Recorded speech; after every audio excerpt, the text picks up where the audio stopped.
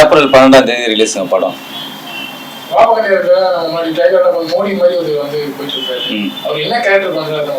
இல்ல ஒரு கெஸ்ட் ரோலா வர்றாரு, அவ்வளவுதாங்க. அது கேரக்டர் ஒன்றும் பண்ணல, கெஸ்ட் ரோலா வந்துட்டு போறாரு. அவர் மோடி கிடையாது, மோடி மாதிரி ஒருத்தர் இருக்காரு, அவ்வளவுதான்.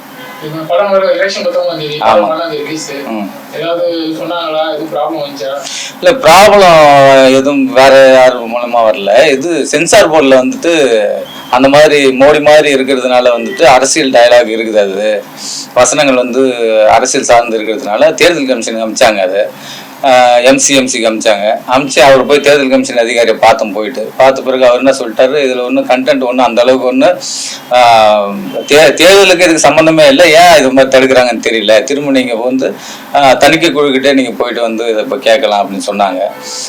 தணிக்கை குழுக்கிட்ட போனதுக்கு நீங்கள் டெல்லி போயிட்டு பார்க்கலாம் அப்படின்ட்டு சொன்னாங்க. இது சம்மந்தமாக இன்னும் 2-3 நாளில் தணிக்கை குழு சந்தித்து பார்த்துட்டு வழக்கு தொடரலாமா என்ன இது. ஏன்னா இது வந்து சென்சார் ஆகிருக்கு படம், இது வந்து சென்சார் ஆகிருக்கு படம், வந்து சென்சார் ஆகிருக்கு. அதுக்குள்ளார இருக்கிற வசனங்கள்லாம் சென்சார் ஆகிருக்குது. அதனால வந்துட்டு இப்போ இடையில போயிட்டு டீசருக்கு வந்து இது மாதிரி தடை விதிக்கிறது வந்து எந்த விதத்தில் சரின்னு எனக்கு தெரியல. அது தணிக்கை குழு இப்படி பண்ணுவாங்கன்றது வந்து நான் எதிர்பார்க்கவே இல்லை. அதுதான் இப்போ ரிலீஸுக்கு வந்து ரெடி ஆகிட்ட பிறகு டீசர் வந்து படத்துக்குள்ள இருக்கிற சென்சார் ஆனதை தான் எடுத்து வந்து டீசர்ல கட் பண்ணி கொடுக்குறோம். தேர்தல் வர்ற நேரத்தில் வந்துட்டு அரசியல் வசனங்கள் இருக்கக்கூடாதுன்னு சொல்றது வந்து மொத்த படத்தையுமே வந்து நம்ம ரிலீஸ் பண்ண முடியாத அளவுக்கு, படத்தை வந்து இது பண்ண முடியாத அளவுக்கு சொல்லிட்டு இருக்காங்க. என்ன காரணம்னே தெரியல எனக்கு. இது வழக்கு தொடர்றதா இல்லை சம்பந்தமா வந்து திரும்ப போய் பேசுறதான்னு தெரியல. இதுதான் இப்போ ஒரு கெஸ்ட் ரோலா வர்றாரு, ஒரு ஹீரோவுக்கு கெஸ்ட் ரோலா சும்மா வந்துட்டு போறாரு, அவ்வளவுதான். இது இப்போ வசனங்கள் கதைக்கு சம்பந்தப்பட்டது.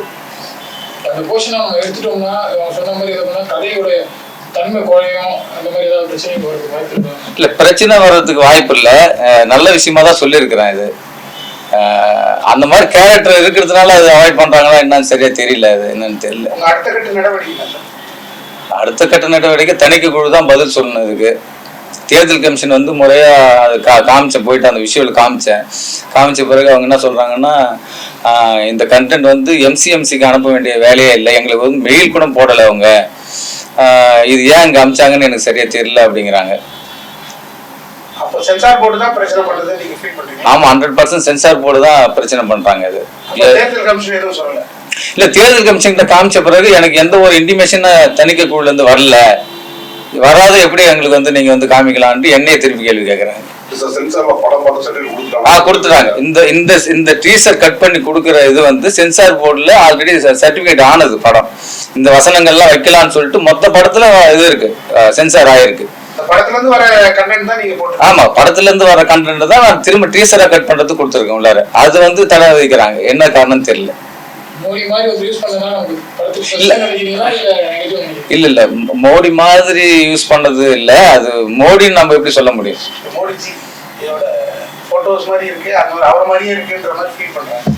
இல்ல அவங்க ஃபீல் பண்றதுக்கு நான் என்ன செய்ய முடியும்? மோடி மாதிரி இருக்குதுன்ட்டு நான் ஃபீல் பண்ணல, மத்தவங்க ஃபீல் பண்றாங்க போல இருக்காது.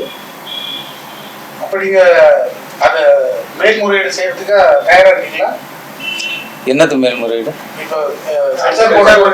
ஆமா, சென்சார் கொடுக்கலங்கிறதுனால எம்சிக்கு போயிட்டு லெட்டர் கொடு, எனக்கு மெயில் போட்டுருந்தாங்க. எம்சிஎம்சி தேர்தல் கமிஷன்ல எம்சிஎம்சி டிபார்ட்மெண்ட்ல போயிட்டு நீங்க போயிட்டு கேட்கலாம், இது வந்து அவங்க தான் வந்து கொடுக்கணும்னா. அவங்க எம்சிஎம்சி என்ன சொல்றாங்கன்னா, அரசியல் விளம்பரங்கள், அரசியல் தேர்தலுக்காக விளம்பரம் பண்றாங்க இல்லையா, அவங்க மட்டும்தான் அந்த இஷ்யூ பண்ண முடியும். அரசியல் சார்ந்து வர்ற விளம்பரங்களுக்கு மட்டும்தான் எம்சிஎம்சி வந்து அப்ரூவல் பண்ண முடியும்.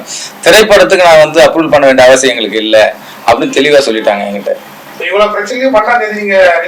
இல்ல பிரச்சனையே கிடையாது, ரிலீஸ் பண்றது அந்த தேதியில பண்ண போறோம். 200 தியேட்டர் கேட்டிருக்கிறோம், எவ்வளவு தியேட்டர் கிடைக்குதுன்னு தெரியல.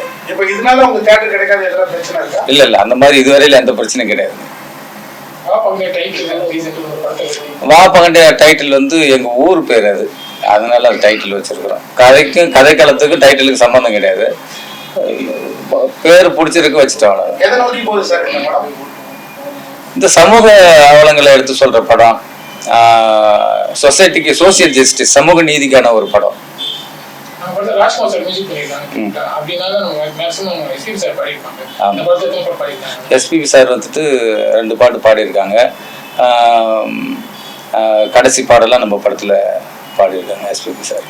ஏற்கனவே அண்ணாத்தல தான் கடைசி பாடல்னு சொல்லியிருக்காங்க. நம்மளும் அதே சொல்றோமே, அது இது இல்லை, அண்ணாத்தை சொல்றது நமக்கு அதை பற்றி ஐடியா இல்லை. ஆனால் கடைசியாக பாடுறது வந்து நம்ம படம் தான் பாடினாங்க. இல்லை, ப்ரொமோஷன் தேவையில்லை, அது தேவையில்லை. அவர் பாடுறது நீங்கள் கேட்கறதுனால நம்ம சொல்கிறோம் கடைசி பாடல் அப்படின்னு சொல்கிறோம். பாடல்லாம் ரொம்ப நல்லா வந்துருக்குது. நீங்கள் கேட்டு பார்த்தா உங்களுக்கு தெரியும். ஆர்டிஸ்ட் வந்து மனோபாலா சார் பண்ணியிருக்காரு. அதுக்கப்புறம் யோகிராம் பண்ணியிருக்காரு, காதல் சுகுமார் பண்ணியிருக்காரு, போண்டாமணி சார் பண்ணியிருக்காரு, சுந்தரராஜ் சார் பண்ணியிருக்காரு, நிழல் ரவி சார் பண்ணியிருக்காரு. நிறைய ஆர்டிஸ்ட் பண்ணியிருக்காங்க சார். இப்போ வாரம் 8 படம் 10 படம் வருது.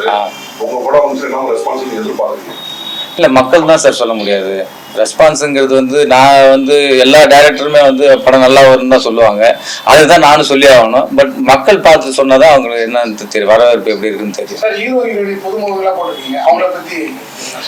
நல்லா நடிச்சிருக்காங்க. ஹீரோ ஹீரோயின் வந்து ரொம்ப நல்லா நடிச்சிருக்காங்க. கதாபாத்திரத்துக்கு என்ன தேவையோ நல்லா பெட்டரா கொடுத்துருக்காங்க. டெக்னீஷியன் வந்து music director S. Rajkumar sir, Suresh sir editor sir இருக்காரு, அக்ஷயானந்த் டான்ஸ் மாஸ்டர் இருக்காரு, சிவசங்கர் மாஸ்டர், நிறைய டெக்னீஷியன், நல்ல டெக்னீஷியன்ஸ் எல்லாமே. சார், இப்போ மோடி வந்து உங்க படத்துல இருந்து அந்த கேரக்டர் பாசிட்டிவா இருக்கு, நெகட்டிவா இருக்கு. ஏன் சென்சார் போர்டு பாசிட்டிவ் தான் கொடுத்துருவாங்க, நெகட்டிவ் வந்து தரமா? இல்லை, அது கரெக்டு தான் நீங்கள் கேட்குறது. நெகட்டிவா பாசிட்டிவாங்கிறது வந்து மக்கள் தான் முடிவு பண்ணணும் சார். அது இப்போ நெகட்டிவா பாசிட்டிவான்றது வச்சிருப்பீங்க, ஒரு போர்ஷன் வச்சிருப்பீங்க. ஆமா சார், ஒரு பாத்து இருக்கு. ஒரு நெகட்டிவ் வந்தா கொடுக்க மாட்டாங்கன்னு நினைக்கிறீங்க? இல்ல பாசிட்டிவ் கண்டிப்பா விட்டுருவாங்களே, பெருசா இந்த அளவுக்கு கொண்டு வருவாங்க? கரெக்ட் சார், நீங்க சொல்றது கரெக்ட். ஆல்ரெடி பாசிட்டிவான விஷயம் இருக்கிறதுனால தான் சென்சாரே கொடுத்துருக்காங்க இல்லையா, முழு படத்துக்கு கொடுத்துருக்காங்க. நெகட்டிவா இருந்துச்சுன்னா கொடுத்துருக்க மாட்டாங்களே, முன்னாடியே கொடுத்துருக்கோமா, முன்னாடியே அதை கட் பண்ணிட்டு இருப்பாங்க இல்லையா. சார், இப்போ படத்துக்கு வந்து சென்சார் ஆச்சு, ட்ரெய்லருக்கு மட்டும் சென்சார் கொடுக்க மாட்டாங்க. அது கேட்டீங்களா நீங்க?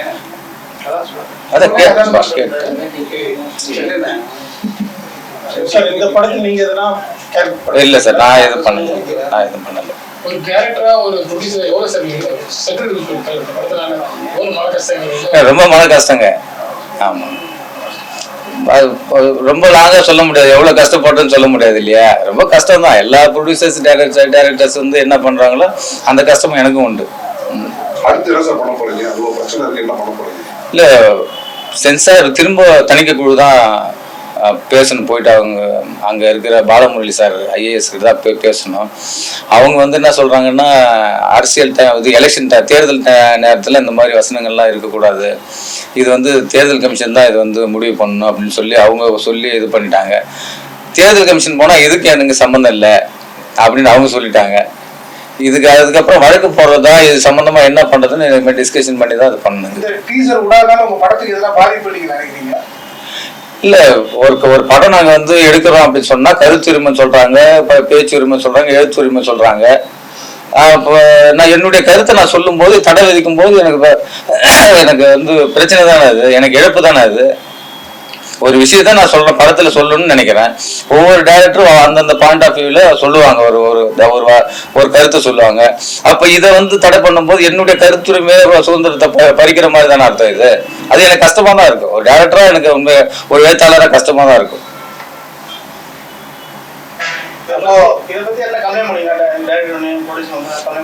இல்ல, இது வரைக்கும் ப்ரொடியூசர் கவுன்சில்ல கம்ப்ளைண்ட் பண்ணல, இது சம்பந்தமா எதுவுமே பேசலங்க. ஏன்னா தணிக்கை குழுல எனக்கு இன்னும் முறையான விளக்கம் கொடுக்கல இல்லையா, அதனால இன்னும் பண்ணவே இல்லைங்க. யூடியூப்ல அந்த மாதிரி வெப்சைட்ஸ் இதெல்லாம் போடுறது சென்சார் தேவையில்லை. ஆமா, அந்த மாதிரி எதுவும் அவங்க மீறி இல்ல, அதுதான் அது மாதிரி முறையா போகணுங்கிறதுனால தான் நம்ம வந்து என்ன ப்ரொசீஜர் என்னவோ அது மாதிரி போயிடலாம். நான் வெளியிடனா நாளைக்கு கூட யூடியூப்ல வெளியிட்டலாம். இதனால வந்து ஏன்னா அரசே வந்து இதை வந்து வெளியிடக்கூடாதுன்னு சொல்லும் போது நம்ம தன்னிச்சையா நம்ம போய் வெளியிட்டோம்னா அது அரசுக்கு எதிராக ஒரு செயலா திரும்பும், மக்கள் மத்தியில வேற மாதிரி ஆயிடும். அப்படின்றதுனாலதான் இது அரசோட சேர்ந்து போகணுன்றதுக்காக தான் முறையா போறேன். இல்லைன்னா நாளைக்கு கூட நான் யூடியூப்ல விட்டுடுவேன்.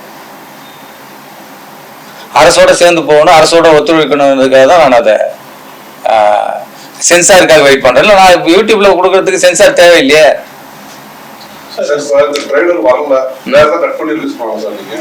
ஆமா, அதுக்கான முயற்சி பண்ணிட்டு தான் இருக்கு. இந்த ட்ரெய்லர் கொடுக்கலன்னா படம் ரிலீஸ் பண்றதை நிறுத்த முடியாது இல்லையா? அது வந்துச்சுன்னா நம்ம ப்ரொமோஷனுக்காக ஒரு நல்ல வசனங்கள் மக்கள் மத்தியில போய் சேரும், அதனால நம்ம அதை வெளியிடலாம் அப்படின்றது. அந்த அது சென்சார் ஆனது போயிட்டு வெளியிடக்கூடாதுன்னு சொல்றதுல எது கரெக்ட்னா தெரியல எனக்கு. கருத்து உரிமை இங்க பாதிக்கப்படுது. கருத்துரிமை மிகப்பெரிய அளவுல பறிக்கப்படுது. என்னுடைய படத்துல நான் எழுதின வசனங்கள் வந்து மிகப்பெரிய ஒரு கருத்துரிமை வந்து பறிக்கிற மாதிரி தான் அந்த ஒரு செயல் இருக்குது. இதுல வேற யாரும் அரசியல் தலையீடு இருக்க மாதிரி ஃபீல் பண்றீங்க? இல்ல, அரசியல் தலையீடு இருக்குமா நான் எப்படி சொல்ல முடியும், எனக்கு தெரியாது இல்லையா. இந்த படமே இவ்வளவு கஷ்டமா இருக்கு சார் ரிலீஸ் பண்றதுக்கு. அடுத்த படம் இந்த படம் ஆரம்பிச்சாச்சா, ஸ்டோரி ரெடி பண்ணியாச்சா? இல்ல, அடுத்த படம் ட்ரை பண்ணிட்டு இருக்கேன். ஸ்டோரி வேலைலாம் நடந்துட்டு இருக்கு. இந்த படத்துக்கு எவ்வளவு கஷ்டமா இருக்கு. அப்ப சின்ன படம் எடுக்கிறவங்க நிறைய போராடணும்னு சொல்றீங்களா? இல்ல, சின்ன படமா பெரிய படமாங்கிறத விட நம்ம எழுதுற வசனங்கள் தான் வந்து மற்றவங்களை டிஸ்டர்ப் பண்ணுது.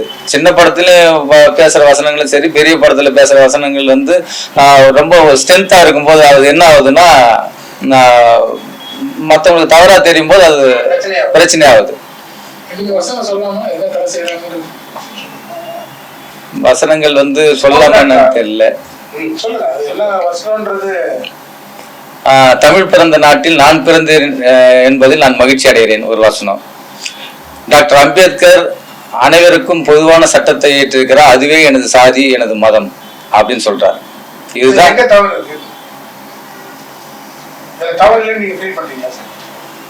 இல்ல, தவறு இருக்குதா இல்லையான்னு நீங்க தான் சொல்லணும். நான் வசனம் சொல்லிட்டேன். டாக்டர் அம்பேத்கர் அனைத்து மக்களுக்கும் எப்படி சமமான சட்டத்தை எழுதினாரோ அந்த மாதிரிதான் என்னுடைய சாதி மதம் சொல்றேன். அவ்வளவுதான் வசனங்கள், அவ்வளவுதான். எதுவுமே இல்லையே, எந்த அரசியல் தலையீடு இல்லை, எதுவுமே இல்லை. இந்தியன் கான்ஸ்டிடியூஷன் ஈக்குவல் ரைட்ஸை கொடுக்குது. இது எல்லாருக்கும் எப்படி வந்து இப்போ சாதி மதத்தை பத்தி கேட்டாங்கன்னா இதை தவிர வேற எப்படி சொல்ல முடியும்?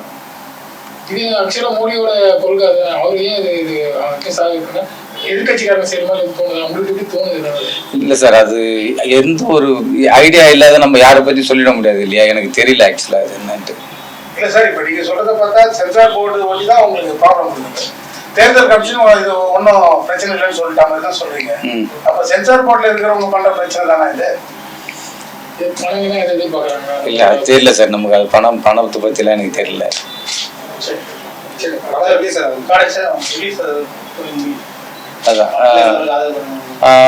இந்த படம் வந்து ஏப்ரல் 12ஆம் தேதி ரிலீஸ் ஆகுது.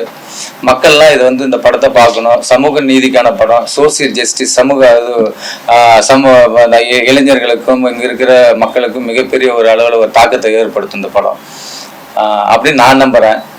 மக்கள் பார்த்து தான் சொல்லணும். மக்கள் பார்த்துட்டு என்ன சொல்றாங்களோ அதன் பிரகாரம் ஒரு முடிவு எடுக்கலாம். அவ்வளவு. தேங்க்யூ.